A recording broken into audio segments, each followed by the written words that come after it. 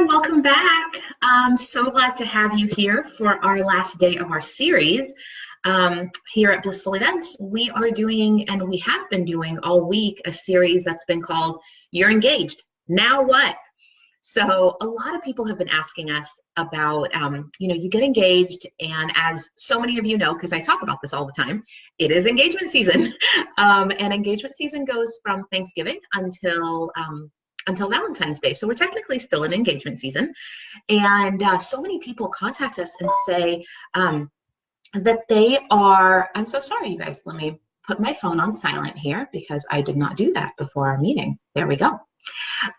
So a ton of people will come to us and ask us, hey, my family has been going bananas asking me, when is the date? What do we do? All of that stuff. And so we decided to do the series to help you guys out and just tell you, what do you do right after you get engaged?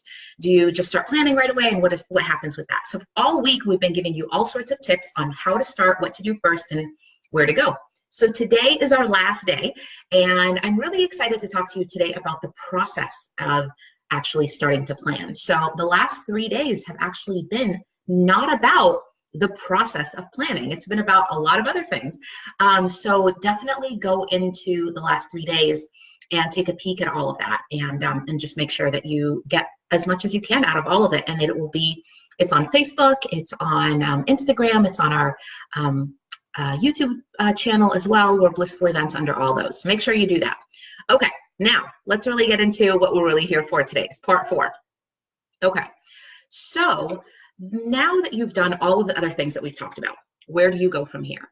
So next thing here, what we're talking about today is booking vendors versus creating your budget. So where do you start? A lot of times people think that you're supposed to start your budget first. What is the number that I have and where do I go from here? We do it a little bit differently here at Blissful Events, and we found over the last 13 years of us doing this that this is a much better way of going about things. Is what you do before you set your budget is you book your venue. The reason we do that is because, hi Cameron, thanks for joining, glad you're here. So the reason that we do it that way is because you want to be able to know and set the tone for where your wedding is going to be. So basically you going to a barn, let's say, or a winery, because we're here in wine country and we have a lot of both of those things, so I'm going to use them as examples. But it could be anywhere. It could be a ballroom, it could be a hotel, it could be anything that you want. Sets the tone. Having the venue is really going to set the tone for the rest of the wedding, which is really going to set the tone for what your budget should look like. Because so many of my clients say, we don't know how to set a budget, because for most of us, we're planning a wedding for the first time. So of course you're going to be not knowing what your budget is going to look like. So a really great way of doing that is starting by setting the tone. So what do you do with that? Well, part of what we talked about yesterday is what are your top 3 most important things in your wedding? So, and the answer may have surprised some people. So I will let you guys go back and watch that one. That way you can really figure out what the 3 most important things are. And once those pieces have been figured out, where we go from here is starting to book those vendors and then starting to also book our venue.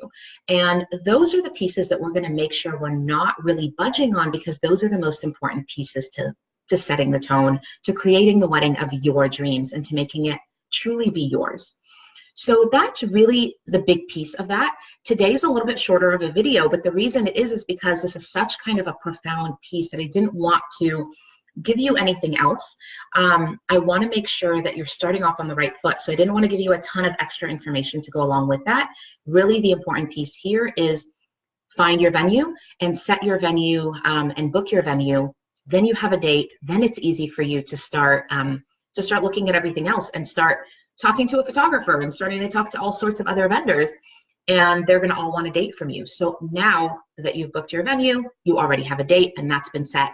And that makes it a lot easier for your families, and you can start telling them that you have a date.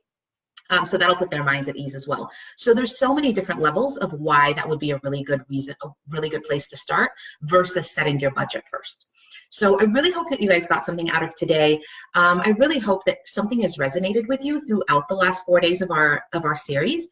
And like I said, if there's anything that you guys ever need, if you want us to do a series about something, leave a comment in the comment section and let us know what you need. Let us know kind of what you're thinking, what you're needing. Here at Blissful Events, we specialize in destination weddings all over the world, and we also do laid back luxury weddings. So that's really what the clients that we tailor to. So if you're looking for an amazing laid back luxury wedding and you don't know where to start, give us a call. Let's chat and see where you're at. And we'd love to chat with you. All right, guys, I am going to go ahead and say my goodbyes. And until the next video and until the next series, I will be seeing you really soon. Bye, guys.